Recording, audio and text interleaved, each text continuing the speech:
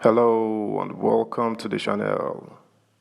It emerged last week that after holding the embattled, suspended former CBN governor over a month now, the Department of State Services (DSS) could only charge him with possession of illegal firearms and ammunition. And this is in spite of an Abuja Federal High Court urging the secret police to release him if no charges were forthcoming. This has prompted lawyers to band together and file contempt charges against the Director General of the DSS, Mr. Yusuf Bichi.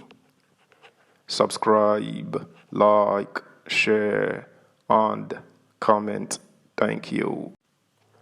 Emefiele. Lawyers initiate contempt case against DSS DG Bichi.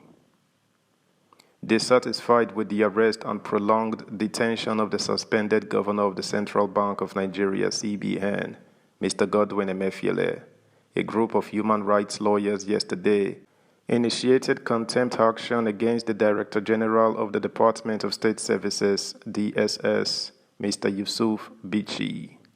Form 48, which is the notification of consequences of disobedience to a court order, and Form 49, which seeks to commit an alleged contempt not to prison, were filed before the High Court of the Federal Capital Territory (FCT) Abuja. The legal practitioners, led by Mr. Maxwell Okbara and Ahmed Tijani, in an affidavit they attached to the applications, accused the DSS boss of disobeying subsisting court judgment with regard to Emefiele's arrest and detention.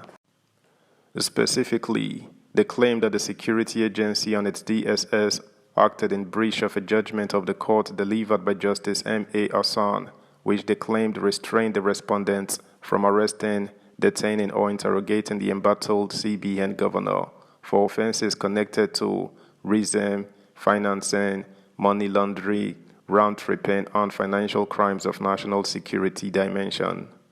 They alleged that without appealing to set aside the extant court order, the respondents proceeded to arrest and detain Emefiele for well over a month while shopping for evidence. Speaking with newsmen shortly after the applications were filed in court on Monday, leader of the group, Mr. Okbara, equally accused the respondents of disobeying judgments delivered by Justice Hamza Muazu and Justice Bello Kawu of the High Court, which he said also stopped Emefiele's arrest. He said the group would pursue the matter to its logical conclusion with a view to ensuring that public offices were not used for personal vendetta. While describing as ridiculous the charge of illegal possession of firearms, the security agency entered against Emefiele before the Federal High Court in Lagos, Mr. Okbara maintained that the allegations were bailable offenses. If possessing a validly registered pump-action gun is a crime worthy of being held in perpetuity, what has the SSS done to the person threatening Nigerians from a particular section of the country with an assault rifle? This clearly shows the travail of Mr. Emefiele is more for political reasons than for any other, the lawyer added. It will be recalled that Emefiele had his Ikoyi residence in Lagos on June 10, a day after he was suspended as the governor of the CBN by President Tinubu, was arrested by the DSS and subsequently taken to Abuja from Lagos.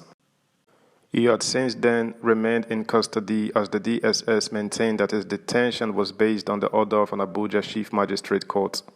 In the two-count charge marked FHC L 437-2023, Emefiele was accused of unlawfully possessing one single-barrel shotgun, Joseph Magnum 8371 without license, and thereby committed an offense under Section 4 of the Firearms Laws of the Federation 2004 and punishable under Section 27(1)(b)(1) of the same Act. He was equally accused of having in his possession 123 rounds of live ammunition, cartridges without license. The security agency told the court that the items were recovered when it searched Emefiele's residence at number 3B, Iru Close, Ikoyi, Lagos. Subscribe, like, share, comment, and please turn the notification bell on. Thank you. In the same vein, A pan-Nigerian advocacy group, United for Truth, Integrity and Justice, UTI, has expressed disappointment over the arrest and continued detention of former governor of the Central Bank of Nigeria, CBN, Godwin Emefiele, by men of the Department of State Services, describing the development as a pure witch hunt. Emefiele was arrested on June 10, 2023, a day after he was suspended by President Bola Tinubu, and he is still being held in the custody of the DSS. The group expressed disappointment and rejection of the modus operandi of the DSS in a press statement issued by its executive director, Prince Uneke Ekwaogbu, and Secretary, Honorable Musa Abubakar. The group noted that arresting Emefiele, despite a subsisting court order barring his arrest, makes a mockery of the nation's democracy. It therefore urged the President, Bola Tinubu, well-meaning Nigerians and human rights to prevail on the DSS to release Emefiele out of respect for the court and the rule of law.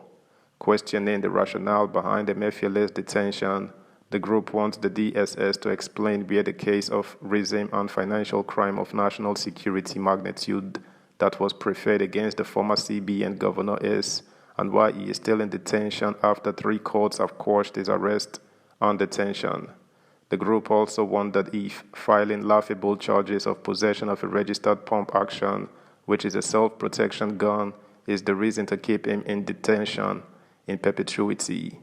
Still wondering why the DSS is witch-hunting Emefiele, the group demands that the DSS should resign from office or be suspended by President Tinubu for persecuting Emefiele and the inability to produce evidence to back up his over 6 months allegation of racism against him. The group also said that the DSS should, as a matter of urgency and natural justice, free Emefiele from its detention and obey the rule of law. The DSS should stop tainting Tinubu's rule of law records with illegal detention of Emefiele without evidence to back the frivolous allegation. Other organizations that have called for the immediate release of Emefiele include the Civil Society Central Coordinating Council, Arewa Consultative Youth Movement, and Owanense Youth Movement.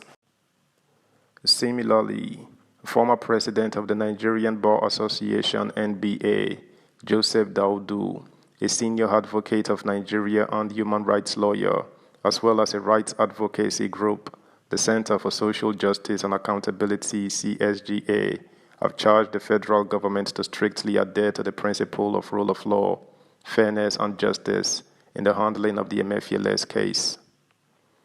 That's the news, guys. Thanks for listening. Until next time, bye.